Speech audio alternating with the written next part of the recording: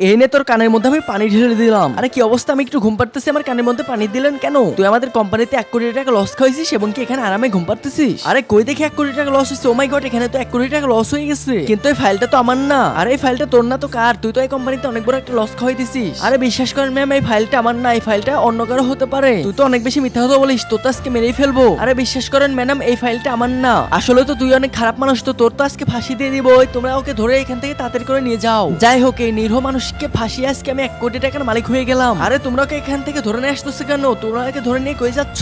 এই স্যার আসছে, সবাই পালা পালা পালা। স্যার বিশ্বাস করেন, আমি এই কোম্পানি থেকে 1 কোটি টাকা লস খাই নাই। কি একটা ফাইল নিয়ে আসছে এবং কি বলতেছে আমি নাকি এই কোম্পানি থেকে অনেক একটা প্রজেক্ট লস করে দিছি। আচ্ছা আমি বুঝতে পারছি, দেখতেছি ব্যাপারটা কি করা যায়। তাড়াতাড়ি তুমি আমার অফিসে চলে আসো। কি হয়েছে তুমি তাহলে ঘটনাটা খুলে বলো। আর আমি এই কোম্পানিতে আজকেও 50,000 টাকা লাভ করে দিছি। তো ম্যানেজার সাহেব এসে আমাকে বলতেছেন আমি নাকি কোম্পানিতে 1 কোটি টাকা লস খাইছি। সে আমার কানের মধ্যে পানি দিচ্ছে এবং কি আমাকে ফাঁসি দিয়ে মার্ডার করার জন্য এখান থেকে নিয়ে যাচ্ছিল। আচ্ছা কই এই ফাইলটা দেখি তো। এই নেন স্যার এই ফাইলটা। ও মাই গড, এই ফাইলটা তো নকল মনে হচ্ছে। আচ্ছা ঠিক আছে, আমি এখনই ম্যানেজার সাহেবকে ডেকে এখানে নিয়ে আসতেছি। আরে ম্যানেজার সাহেব, আপনি তো অনেক বড় চালাক হয়ে গেছেন। ফেক একটা ফাইল দিয়ে একটা নিরীহ মানুষকে ফাঁসি 1 কোটি টাকার মালিক হয়ে গেলেন। আরে কই স্যার, আমি 1 কোটি টাকার মালিক হয়ে গেলাম? আমি তো কিছুই বুঝতে পারতেছি না। এখনই তোমাকে আমি পুলিশে ধরিয়ে দেবো, তারপর সবই বুঝতে পারবে। তো বন্ধুরা, তারপর যা হবে তা দেখার জন্য অবশ্যই সাবস্ক্রাইব করে রাখবা।